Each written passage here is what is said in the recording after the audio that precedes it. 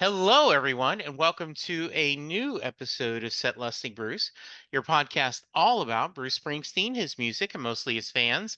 I am your host, Jesse Jackson. We are going to be talking a little Bruce today, but we're also going to be talking about other music, another podcast, and I just finished listening to Rick with the RickTalk Studios episode on Road Diary. And we're probably going to get into that as well. Rick, welcome to the Okay. podcast. Hey, thanks, Jesse. I appreciate it. It's nice to be on. And I just want to say right off the bat, I just love what you do for the Springsteen community. I really admire all the hard work you put into this podcast. So it's a pleasure to be here. That is very good to say. Thank you, sir. I appreciate Absolutely. it. Why don't you tell us a little about yourself? Sure. I host the podcast, the RockTalk Studio, which reviews, previews, and recommends new rock and roll books and documentaries. Once a week, I pick out a spotlight title and I do a little review on it to give my listeners the insight of what they're looking at about the title. Just if they're going to spend their time and their money, they have some insight. I try to away from too many spoilers. So I do that once a week. And then at the end of the month, I do a book buzz and documentary show. And that's the news, kind of gets everybody caught up on what's new, what's coming out, what's been announced.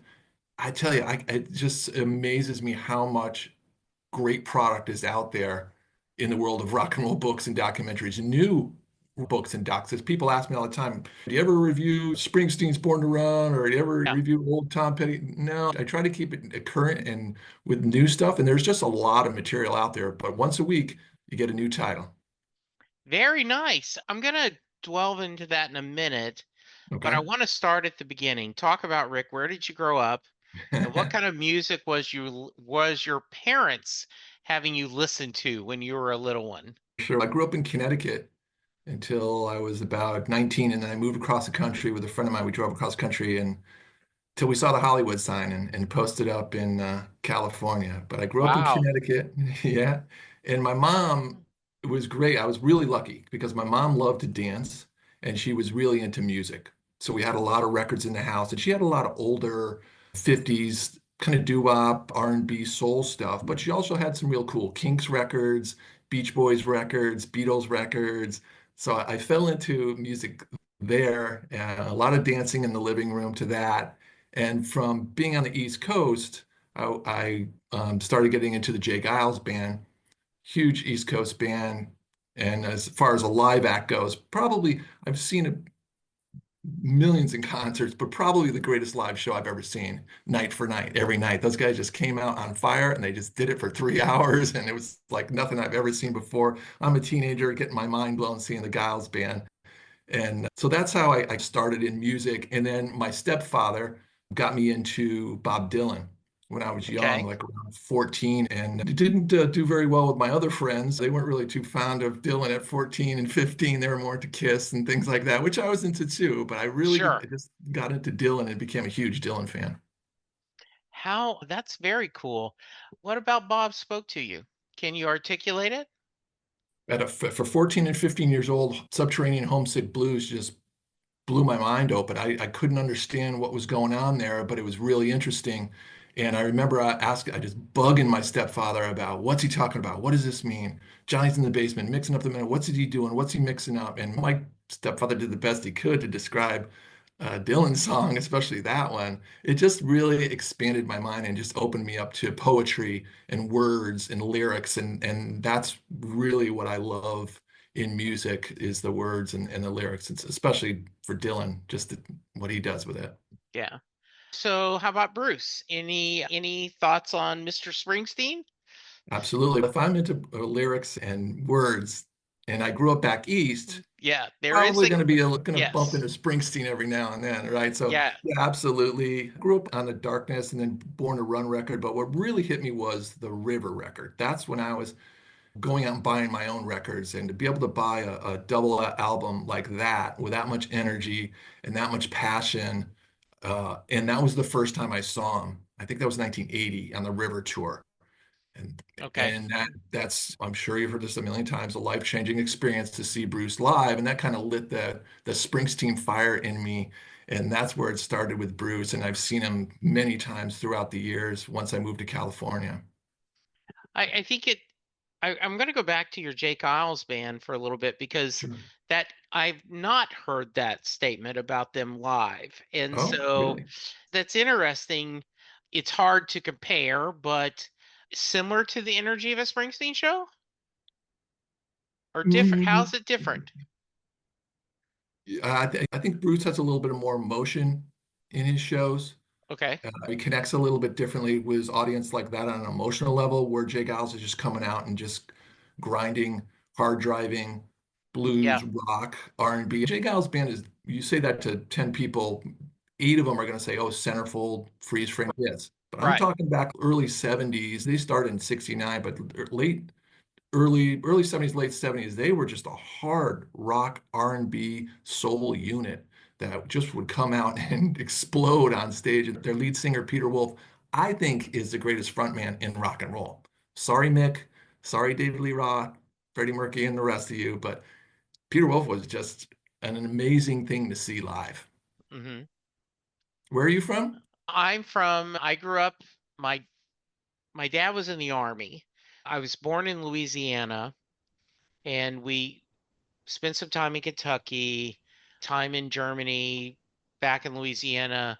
And after my dad retired and my parents divorced, we settled in Lake Charles, Louisiana, which Oh, is okay. Okay. Louisiana's a boot and it's the heel. I've been So, there. I've been yeah, there. so that's my roots. And 1977 is when I graduated high school.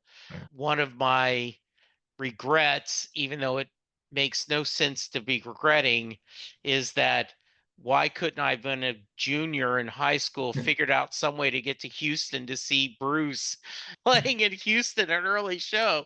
Right. I had no idea who Bruce Springsteen was, but Okay. if I could Okay. go back in time, though, that would be, hey, That's the one you kid. missed. Yeah, Yeah. that's good. Yeah. Yeah. Well, Uh, Giles was a pretty much East Coast band, and they did a lot of shows in Detroit. I didn't know. I thought you were my Midwest guy, so they were really yeah. popular in Detroit area too. But they didn't really get out much to the West. But Hmm. yeah, powerful live band. Oh, that's very cool. Talk to me a little bit as you're growing up. So, Bruce and Bob two of your go-to, or is it a wider diversity that of musicians that you follow? It was a pretty wide. It really was. The first show I ever saw was Kiss, and then it went Allman Brothers, ZZ Top, and Yes. So right there it shows you Yeah. where I was. Just Yeah. just loving rock and roll, really, is what it Hmm. was. And then when I moved to Los Angeles, I got into the music industry so that it exploded even larger and started to list all types of music. But I would say Bruce and Bob definitely the number one, but a lot of Bruce. What did you do in the industry? I worked for independent record labels, a couple of Okay. them. I managed a record store on Sunset and Vine for a long time. Okay. I worked for a record distribution company, so a lot of different things in Los Angeles Okay.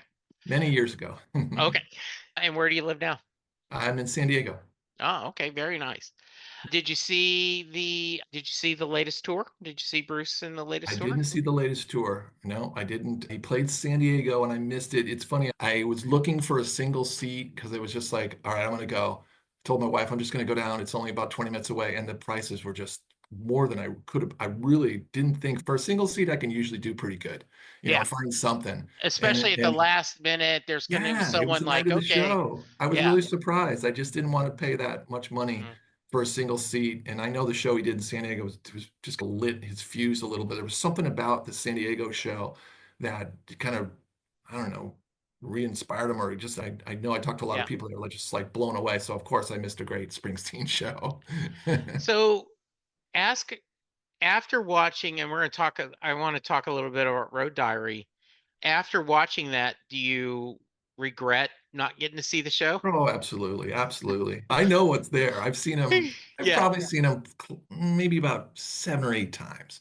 Yeah. So I know what it's like. I know what was coming, and it's just to see him at this age still be able to produce like that, and to see the boys that are still in the band, still doing it. Max is still going, man. Just an incredible Isn't uh, that crazy? level. It is, and Road Diaries is really cool because you get to see all of them playing and you get to see the power of Max and what he Yeah. brings to that show at his age. It's just incredible. And I love little Steven. Steven is one of my favorite. one of the people I admire the most in the industry of music. He is a champion for rock and roll, and I just love that guy. Yeah, I do a couple other podcasts, and one of them is just me and my friend Karen and my friend Lou get together every Sunday morning and record. And we started as an excuse. Karen and Lou had never seen Babylon 5. And Okay. so they had watched Farscape. That was my first podcast I did. They had seen Farscape, and I was the newbie. So we Love went that show. one episode at a time. And now then, I had seen Babylon 5, and they were the newbies. And then for fun, we just randomly picked. Lou says, "Hey, let's watch Midnight Mass on Netflix." And so I picked the Little Steven documentary a few months ago. Disciple, yeah. Yeah, and both of them on the day we recorded said this was fascinating. Yeah. I knew he was on The Sopranos, and I Right. knew he played with Bruce, Yep. but no idea of his career. Right. Yeah.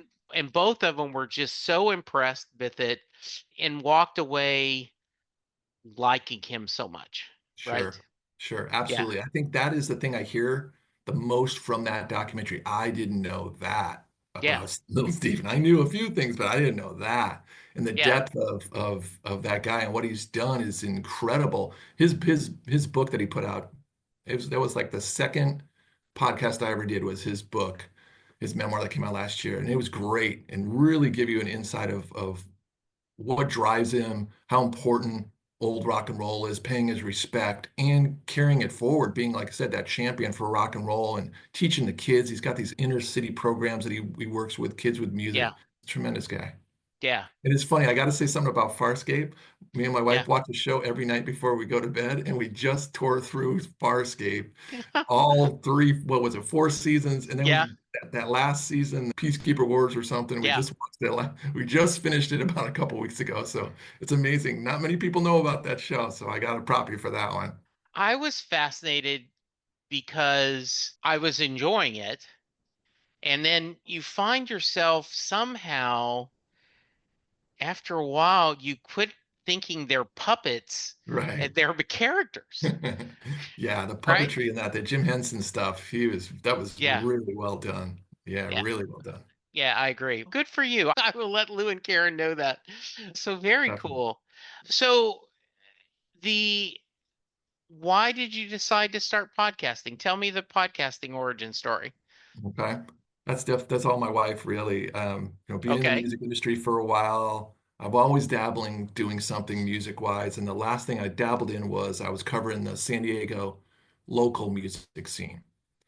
Okay. And that's a young man's game. Tuesday night at 11 o'clock, the band's coming on. And so I stopped doing that. And then I was just looking for something. And she's, why don't you do what you like? You read so many rock and roll books and you're always talking rock and roll. Why don't you do something about with that? And I was like, I could do a podcast. He's like, yeah, well, Hmm.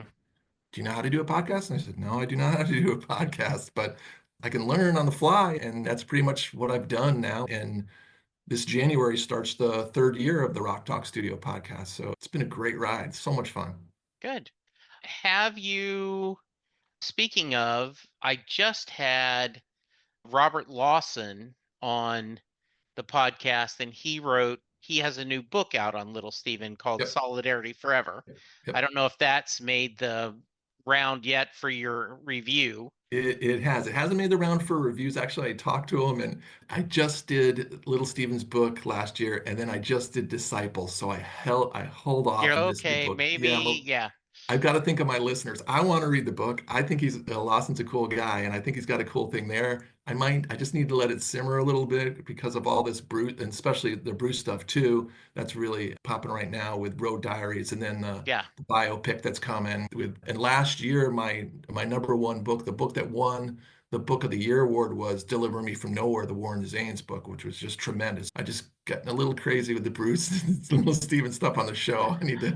I couldn't do another one right I now. feel your pain because I wanted to have Lou and Karen watch Road Diary. And I'm like, maybe I should wait a little bit. I don't want to go to the well too often. That's nice. How do you pick what you want to cover? Personal, really, Okay. it's a personal thing. I love rock and roll, and I see a new book. Wow, there's a new Mike Campbell memoir coming out. Oh, there's a new Cheap Trick book out. There's a new REM book. Like I said, Jesse, it really, I can't explain how much quality is out there in the Yeah. world of rock and roll books and documentaries. Literally, I cannot keep up with it. People ask me all the time, review my book, review my doc, and I'm scheduled out 2 or 3 months. I'm always way out.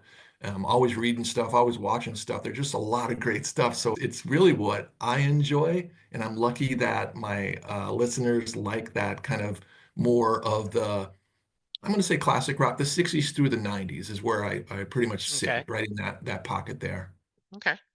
Is there a couple of books or documentaries that you went in not thinking that surprised you, either to the good or the bad?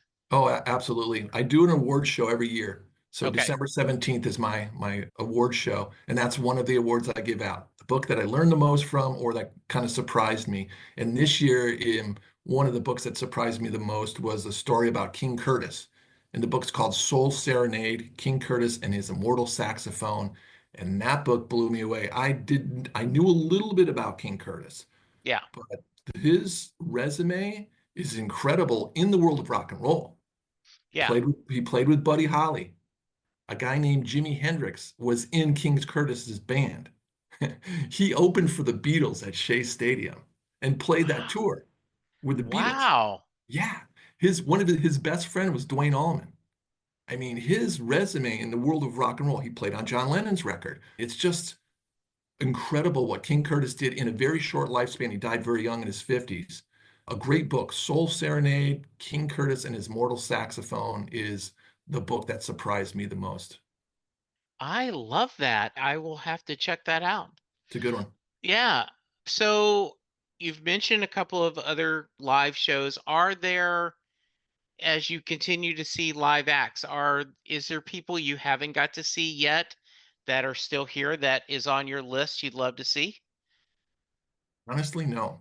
I've Okay. seen all. The only bands I never really saw were the ends of bands like Zeppelin and the original Skinner. They died right before I was going to see those shows. So like the original Pink Floyd, I never saw that. So it was a little bit late on that, but I saw all types of incarnations of David Gilmour or Roger Waters, different members of Skinner or Zeppelin, Robert Plant, Page, and with Black Crowes. So when I was working in Los Angeles, I just saw a lot of shows. It was just what I did. And I was blessed that I got a lot of free tickets to a lot of free shows. And just almost Yeah. every night, you want to go to a show, you want to go see this, you want to go see that. So I was really I can honestly, there wasn't anyone that I didn't get a chance to see. What is there anything you haven't got to do on the podcast that you're itching to do? Peter Wolf of the Geils Band has finally written his memoir, and it comes out in March. I would love to have him on the show to interview him. I Yeah. don't do a lot of interviews. I did one interview, and that was with Alan Paul. He wrote an Allman Brothers book called Brothers and Sisters last year. Tremendous book. I've been a big fan of Alan's for a long time. He wrote a great Stevie Ray Vaughan book. He wrote the original oral history of the Allman Brothers, One Way Out. And I just reached out to him because we were talking on social media, and he wanted to come on the show to promote the book. So that was the only interview I've done. But I would open it up for Peter Wolf, definitely. And there's a few other people I would. Little Steven can come on the show. We can do that. Yeah. Bruce can come on the show. We can do Yeah. that. Yeah, I was laughing because Robert talked about that Stephen was involved with writing the book and he was talking about, and I was like, if you want to tell him he needs to promote something, let me know. There I'm you I'm go. here. Absolutely. That is Absolutely. awesome. What is next for you? What obviously you're going to keep doing this and the books keep coming, They do. right? They do. Yeah. Um, what are your thoughts on the Springsteen film? Road At Diary? least the no, not Road Oh, Diary, the the one coming biopic. up. Yeah. I have to preface with I'm not a biopic guy, so I'm Okay. really and there's a Dylan biopic that comes out on Christmas, which is really wow. But I'm actually excited because I've read a lot about it. But the Bruce biopic, I would have to say I'm also very excited because of what I said about what it's based on, and that's the Yeah. book, Deliver Me from Nowhere, The Making of Nebraska. That piece of time. Is such a special story. Just like the Dylan biopic, they're going to just only use the beginning when he just got to New York. This kid that didn't know anybody comes to New York, and all of a sudden he's this incredible talent. So I like that they're just not making it a career spanning thing, because I think that's really hard to do with biopics. So I think they're starting to get it now. It's okay, let's take this chapter right here of this career, this monumental time of Bruce's career, and let's do a piece on that. And that gives me a lot of hope. Yeah, I'm a big fan of the actor. I thought he was great Great in choice. the Iron Claw, and I love the bear. And I remember I was lucky enough to have Warren on the podcast. He did almost every Springsteen podcast, so that wasn't a hard stretch, but Yeah, but cool. yeah, it was very good. And what I've told people, and I'd love your thoughts, I said it almost reads like a mystery, this Right. book. Like, why did this person need to do this, Yeah. you know, before going to the next level? Right. I think it's a great time. Biopics can be fun. Like, I think Love and Mercy was really well done Hmm. because of the idea they just focused on two very different times in Brian's life, even enough to having two actors play him. That's cool. Yeah, Yeah. that was very cool. But yeah, I think the source material is there to be something interesting. Absolutely. And there's just so many intricacies to that story too. He's got a cassette that he's carrying around in his pocket of Yeah, these recordings. Like you said, that there was so much depth in that story and mystery of what was going on. And I don't even know if he understood it. I remember when it came out, when that record came out, I didn't understand it because you're coming off of the river, right? And right. I'm ready to go. And I'm like, a new Springsteen. All right, what do we got? And it's Yeah, Nebraska. So I think yeah, time has really allowed everybody to step back from that record and realize what it did at that time for home recordings. There's a lot of mention that in Warren's book of how people could do things now in their homes, opened up that door of look what we can do, look at what it could sound like. It was a haunting record. It's a haunting story. I've got high hopes for it because if done right, that could be a really great piece. yeah. I've told this story a couple times, but in 1977, I just graduated high school and I stumbled into just not didn't have anything to do, was walking around the mall, went into a Montgomery Ward's, and in their record department, they had Beach Boys' Endless Summer 8-track on sale. And I just picked it up. Just, I have no idea to this day why, Right. and put that 8-track into my car and had never heard harmonies like that before. And I Sure. became obsessed. Kiss was my band in 77 too. I loved Kiss. And so you go from hearing Shout It Out Loud to Warmth of the Sun. Um, Yeah. so I was obsessed, and every record store I went to, I would go to the Bees and looking for, oh, I don't have this Beach Boy album. Oh, I don't have this Beach Boy album, All right. and just buying them. All And I right. remember picking up a Pet Sounds cassette and putting it in and Yeah. going, what the hell is this? I wasn't I was a minor Springsteen fan. I bought The River and Mhm. like everyone else bought Born in the USA, but I do remember that feeling of what is this? There's there's instrumentals on a Beach Boy song. I just couldn't get it. And Right. now that if people, Similar. yeah, it pushes Yeah. me. I would say Pet Sounds is, if not my favorite album, it's in the top two or three. Oh, okay. Yeah, Very it cool. is just because so yeah, I think that's a really cool thing to talk about and see. Yeah, I'm looking forward to it. Yeah, Yeah. that should be good. So let's talk a little bit more as you continue to do the podcast. It it you're, I guess, as long as they keep bringing out the books, they keep out the documentaries, you're just gonna keep hanging on. Yeah, like Bruce says in Road Diaries, we're going to take it till the wheels fall off and burn. Yeah, Yeah, I'm having a great time with it. I just introduced a little monthly, I don't call it a newsletter, I call it a blast, a monthly blast that gives my top five rock and roll books and documentaries throughout the year. It's like a power rankings in sports. Oh, It fluctuates every month. So a new book will drop in, a new book will drop out, or a documentary. So it gives everybody an up to date of the top five. And then there's my updates on new projects that are coming out. And I get to do a lot of giveaways now that I've been doing it for a while. I've gotten support of a lot of the publishing houses. I just gave away a new Rush book. I'm giving away Robin Hitchcock's memoir, his memoir. So that's fun to be able to do something for your listeners and get them fired up and say, hey, man, I got a free book for you. Who wants it? Kind of oh, thing. that's cool. That's Yeah. very cool. Yeah. That's It's funny. super. I picked the winner last night. I recorded the show and last night and picked the winner on the show. That was the first book I ever gave away, the Rush at 50 book, this new hardcover book. And then I sent the email to the young lady who won the book, and she's, "Oh, I've been sick the last couple of days. This makes my day. I'm so happy."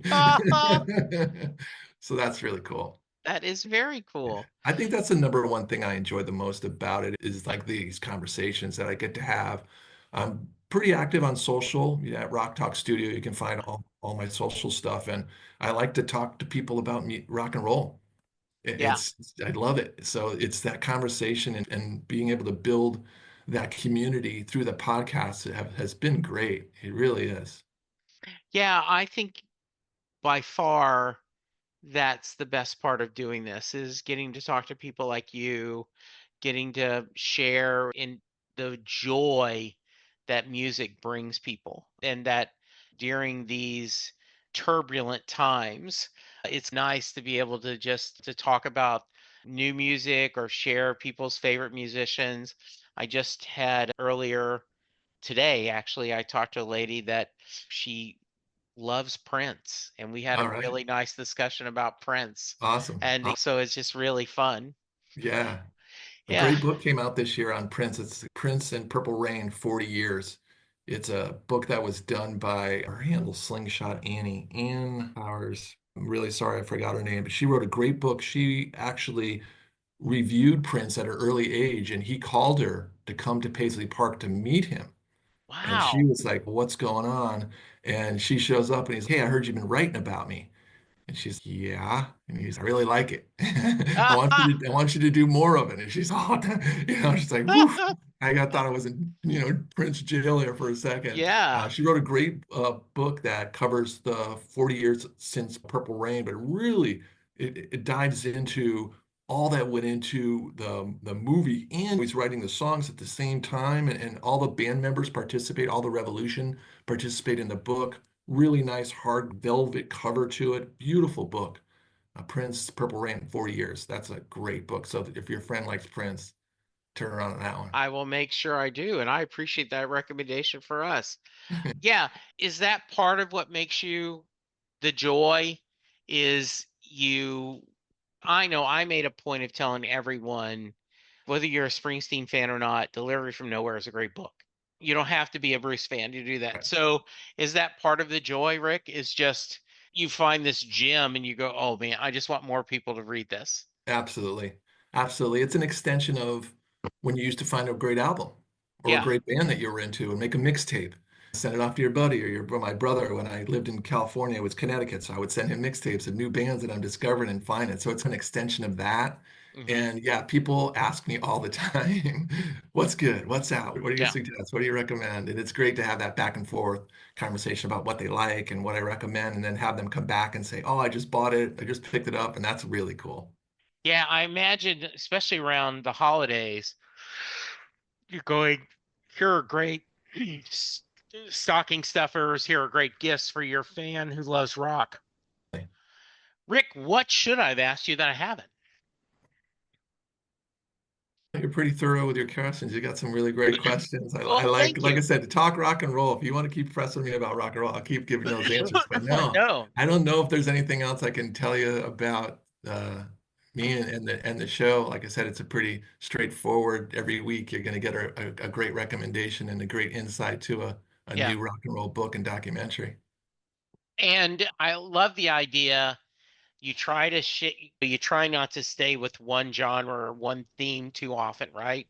And Oh, absolutely. is that part of the fun for you, whether it's folk or rap or just, I know you said mostly classic rock. You Right. stick No, to it's that. definitely rock and roll, no rap, no. I mean, but I wrote did a great review on a great book by Ann Powers, and I know for her name, on Joni Mitchell this Oh, year. okay. So that was a little stretch. Is Joni Mitchell rock and roll? Not, she's not like Cheap Trick, or she's not like Yeah. REM that I just did a review on. But there is such a great variety that I get to choose from. It's great to be able to offer different styles of rock and roll. So it's not just the same old thing over and over again. There's just so much great Beatles stuff out. There's so much great Springsteen stuff out. Like I said, Yeah. there's so much Dylan stuff. So I really try to keep it interesting for my listeners and offer them a wide variety to choose from. Because again, that's my ultimate goal, is to just be that go-to of, okay, what's new, what's out, what's cool. I want a new rock and roll book.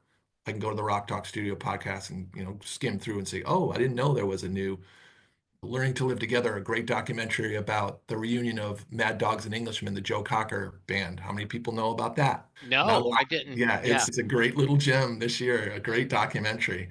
So those kind of things are nice to be able to point out. Yeah, because you discover, as Karen and Lou and I, and she recommended a few years ago, I guess the Indigo Girls had a Okay. documentary, and it Mhm. was fascinating to Yeah. hear just not only their music, but the social involved with it. So yeah, that's Yeah. awesome. Yeah. Cool. Yeah, all right, I got to ask you the Mary question before I let you go. If you're normally listening to Rock Talk Studio, thank you for checking out Set Listing Bruce. I end every podcast with what I call the Mary question. Jay Armstrong is retired now, but when he was an honors English teacher, he would give his students the lyrics to Thunder Road, and they would read the song as if it was a poem. They would talk about the imagery Bruce paints, the themes he explores, and then he was asked his class, "Do you think Mary gets in the car?" So, Rick, that is your question. Does Mary get in the car at the end of Thunder Road? Jesse, I want to tell you, Mary, I know what Mary does about getting in the car, but I also know where she went once she Okay. got in the car. Mary got in the car Okay. and she went to the Stone Pony. There you go. I Right? love it. I like it. Of course she went to the Stone Pony. Yeah. Yeah. One of my favorite books this year, I Don't Want to Go Home, the oral history of the Stone Pony. I got to recommend that before we sign off to all the Springsteen fans that are listening. That is a great Springsteen book. That is not a Springsteen book, but he has the first word, he does the foreword, and he is the last person quoted in that book. All the members of the band are in that book. It is a amazing story. I'm not a big oral history guy, but what the author Nick Corsini did with this book is weaved a lot of different people. He's got the musicians talking about the Stone Pony, but then he has the back end, the bartenders, the doormen, the DJs, the local politicians, the three owners. Fabulous book. Every Springsteen fan, I think, is going to love that book. It's called "I Don't Want to Go Home," the song that Stephen wrote for Southside Johnny. The Yeah. great Oh, story of the Stone Pony. perfect. I was going to ask you to give us some suggestions for the Christmas. So I will make sure I have not picked that up yet. It's on my wish list. So I will remind my wonderful wife and son that I need There you that under go. the tree. That's a good Very good. Springsteen one. Yeah, you'll like that one for sure. Yeah, And let me know what you think once you read it too. I'd love I to will hear do your it. thoughts. All right. Awesome. So Rick, if someone wants to reach you and hear the show, what's the best way? Rock Talk Studio, all the directories, Apple, Spotify, anywhere you listen to podcasts, Rock Talk Studio. Same thing with my social, my handles everywhere, Facebook, Instagram, Threads, TikTok, YouTube, all the Rock Talk Studios all over the place. So that's the way to do it. Sounds great. Any final thoughts before I get you out of here? No, just thank you, man. Again, I really appreciate your hard work and your dedication and commitment to Springsteen's community and what you bring to the Springsteen community. I love listening to your show about Springsteen. So keep up the great work, and thanks, Jesse. Thank you, Rick. And we'll have you on again sometime in 2025, and we'll do another kind of maybe a mid-year what you've seen and give Awesome. some recommendations to my audience. Hopefully, they're going to check out the podcast. Absolutely. All right. Thank Thanks. you, guys. Listeners, go check out the website, check out the podcast. Remember, be safe, be kind, and we'll talk to you soon. Goodbye. And we're out. Thank you, buddy. All That was right, Jesse. perfect. Okay, good. Yeah. Glad you liked it. Yeah, it was a good conversation. All right. You have a great night. We'll talk soon. Thank Okay, all you. right. Take Bye bye. care. Bye-bye.